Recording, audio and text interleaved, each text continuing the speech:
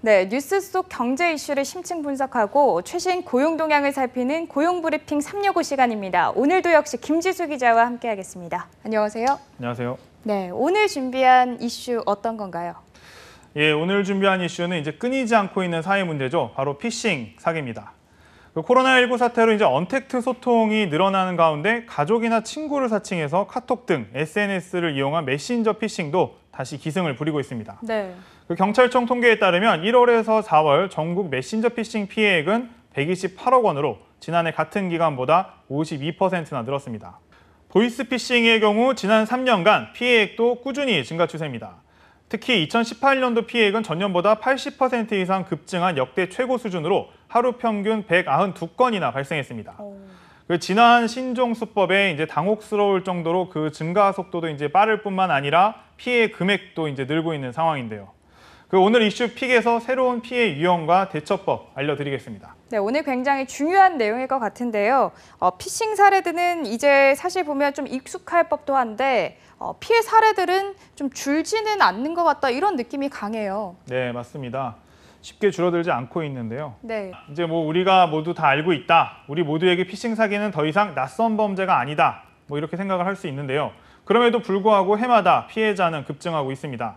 단속을 하고 이제 대책을 내놓는 만큼 또 이제 빠른 속도로 그 수법이 진화하면서 따라잡기가 이제 힘든 경우가 있는 겁니다. 그렇다 보니 모두가 아는 범죄에 이제 나는 당하지 않는다 이렇게 자부하지만 실상은 다를 수밖에 없는 겁니다. 네, 그러니까요. 이게 적응할 만하면 또 다른 새로운 수법이 나오고 그래서 피해가 줄어들지 않는 것 같은데 최근에 우리가 꼭 알아둬야 할 신종 수법 좀 어떤 것들이 있을까요? 이른바 대포통장이라고 하죠. 이제 사기나 돈 세탁에 이용되는 명의도용 통장이기 때문에 이제 만들기가 이제 굉장히 까다롭게 되어 있습니다. 네. 그렇다 보니 이 대포통장을 구하기 위해서 이제 사람들을 끌어들이려는 이제 그런 보이스피싱이 증가해서 금융당국이 소비자 경보까지 발령했습니다. 정말 이제 수법이 좀 교묘한데요. 우선 인터넷 상거래 목적으로 공개된 계좌번호를 이용해서 돈을 잘못 이체했다면서 이제 접근을 한 뒤 다시 재이체를 요구하는 그런 사례가 나오고 있는 겁니다. 그런데 이 계좌번호를 따로 특정할 수 없는데 이 보이스피싱 사기범들은 어떻게 알고 이걸 이체를 하고 다시 재이체를 요구하는 건가요? 이제 말씀을 드린 것처럼 이제 공개된 계좌들이 있습니다. 자영업자분들이 이제 온라인에 영업을 위해서 계좌와 전화번호를 이제 동시에 공개하는 경우가 이제 많이 있죠. 네. 또 이렇게 공개된 정보를 이제 대포통장으로 그 범죄를 저지르는 데 이제 이용을 하는 겁니다. 온라인을 통해서 중고 거래를 할 때 일반인들도 계좌번호나 전화번호를 이제 공유하는 경우도 있어서 이제 여럿이 이제 그렇게 활용이 될 수가 있는데요. 이제 그렇다 보니까 이제 갑자기 모르는 사람이 전화를 해와서 착오로 돈을 잘못 입금했다 또는 아예 은행 직원인 것처럼 접근해서 잘못 보낸 돈을 다시 돌려달라 이렇게 이야기를 하면 이제 속을 수밖에 없는 것이죠.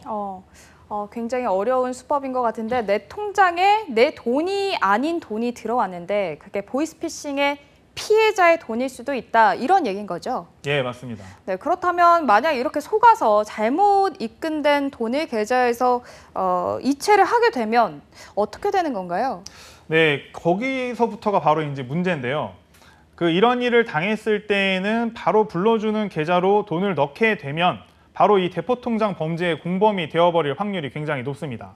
공범이 된다고요? 그렇죠. 이제 자신의 통장이 대포통장으로 이용이 되어버린 것이죠. 네. 그래서 이제 덜컥 이제 돈을 이체했다가는 대포통장 명의인이 될 수도 있기 때문에 해당 송금은행에 반드시 착오 송금 사실을 알려야만 합니다. 금융당국은 모르는 돈이 이체된 뒤 출처가 불분명한 전화번호로 전화가 와서 재이체를 요구하면 즉시 거절해야 한다고 당부했습니다. 네. 사실 이 보이스피싱에 가담하게 된 그 사례들을 보면 요즘 아르바이트나 새로운 사업에 참여시켜준다 이렇게 이야기를 하면서 접근하는 경우가 상당히 많더라고요. 네, 맞습니다. 아르바이트 구인 사이트 같은 곳을 통해서 일을 구했는데 정식으로 출근하고 얼굴도 보기 전에 신분증 사본이나 계좌번호를 요구하면 무조건 거절하셔야 됩니다. 그 밖에 SNS 등에서 하루 10만 원 이상의 단기고 수익을 명목으로 통장 대여를 요구하거나 대출을 필요로 하는 금융소비자에게 문자나 전화로 접근하는 일도 있습니다. 네.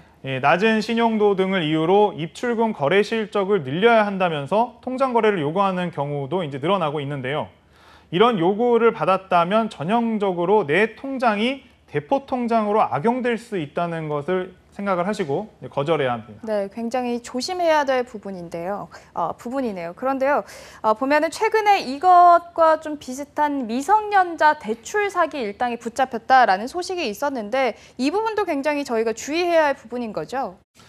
맞습니다. 그 SNS에서 부모님 신분증을 보내면 대출이 된다. 뭐 이런 글들을 보실 수 있을 텐데요. 네. 그 10대들에게 부모님 전화에 원격 조종 앱을 설치하도록 하고 전화에 접근한 이들은 이제 청소년들에게 받은 부모의 신분증 혹은 사진 이런 것을 공인인증서를 이제 발급을 받아서 대출을 신청하는 경우가 있었습니다.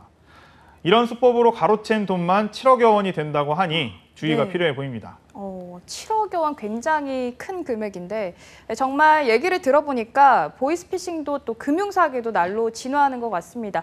좀 이런 사기를 당하게 되면 굉장히 당황스러울 것 같은데 어떻게 해야 되나요? 네, 이런 경우에는 이제 보통 많이 당황을 하실 수밖에 없을 텐데요. 본인이 사실 일반인들 같은 경우에는 본인이 사기를 당한지도 모르고 있는 경우가 많을 것 같거든요. 맞습니다. 그래서 만약에 본인도 모르는 사이에 이런 일을 하셨다고 하더라도 또 그렇게 될 경우에 자신도 모르는 사이에 이제 당할 수 있는 만큼 그 선량한 피해자와 진짜 공범을 가려내기가 이제 힘든 상황입니다. 네. 그래서 이제 결백을 증명하기도 어려운데요. 이제 그래서 주의가 더 필요합니다. 그 앞으로는 또 이제 처벌도 강화될 것으로 보입니다. 네. 저희가 계속해서 짚어보고 있는 것처럼 이런 범죄 피해가 날로 증가해서 정부에서 이제 김 기자가 이야기했던 것처럼 처벌을 좀 강화한다고 했는데 어떤 처벌이 좀 있는지요? 기존에는 그 사기범의 범죄 자금 이체에 본인 계좌가 사용될 경우에는 그 해당 계좌 명의인은 지금 그 지급 정지 등의 이제 불이익을 받게 됐고요. 또 해당 계좌가 거래 정지되고 1년간 신규 통장 개설도 제한됩니다. 그 또 형사처벌 대상도 될 수 있었습니다. 근데 이제 전자금융거래법에 의해서 이제 대포 통장을 양수하거나 대여해준 자는 최대 징역 3년, 이제 벌금 2천만 원이 부과되게 됩니다. 법이 개정되는 다음 달 20일부터 징역 5년, 벌금 3천만 원으로 처벌 기준이 올라간 겁니다. 네, 들어보니까 정말 억울한 선량한 피해자가 생길 수도 있는 상황인 것 같은데 그런데 당장 이런 식으로 돈을 받아서 이체를 해준 적이 있는 분들, 이분들이 중요할 것 같습니다. 어떻게 대응을 해야 할까요? 그렇죠. 뭐 이제 처벌 규정이 아니라 이제 피해자들이 이제 문제일 텐데요. 이런 경우에는 금융감독원이 운영하는 파인이라는 온라인 홈페이지에 접속해서요. 네. 개인정보 노출자 사고 예방 시스템을 한번 찾아보시기를 추천드립니다. 개인정보 노출 사실을 등록할 경우 본인 확인 절차를 강화하고 거래를 제한하는 개인정보 노출자 사고 예방 시스템에 등록이 되는 건데요. 그래서 보이스피싱 예방에 도움이 됩니다. 꼭 이용해 보시고요. 일부 금융거래는 제한될 수도 있는데 문제가 해결되고 나면 정보 등록을 해제할 수도 있습니다. 번거로움이 있더라도 안전한 게 최우선이니까 이용해 보시길 추천드립니다. 네, 저희가 보이스피싱에 대해서 새로운 피해 유형부터 좀 대처법 그리고 파인까지 한번 짚어봤고요. 다음은 유용한 경제 용어만을 쏙쏙 골라서 소개하는 뉴워드 시간이죠. 오늘은 어떤 단어인가요? 네, 오늘은 빅테크로 골라봤습니다. 빅테크는 인터넷 플랫폼을 기반으로 한 거대 IT 기업을 이야기하는데요. 이름만 딱 들어도 알만한 구글, 마이크로소프트, 페이스북, 아마존 등이 빅테크로 불리는 대표적인 기업입니다. 네. 이 빅테크들이 혁신적인 기술을 가지고 금융시장에 뛰어들면서 경쟁이 더 치열해지고 있습니다. 다양한 서비스를 선보이면서 시장에 긴장감을 주고 있는데 무엇보다 중요한 것은 높은 서비스 질만큼이나 새로운 금융시대에 맞는 보안 문제에 특히 더 신경을 써야 할 것 같습니다. 네, 우리가 이 기술의 발달과 비대면 서비스의 발달로 편리한 금융생활을 누리고 있는데요. 하지만 그만큼 이를 악용한 사기도 늘어나고 있는 게 현실인 것 같습니다. 간편성과 안전성의 딜레마, 양날의 검이 되지 않기 위한 우리 모두의 노력이 필요해 보입니다. 오늘도 김지수 기자와 함께했습니다. 고맙습니다. 감사합니다. 네, 지금까지 고용브리핑 365였습니다.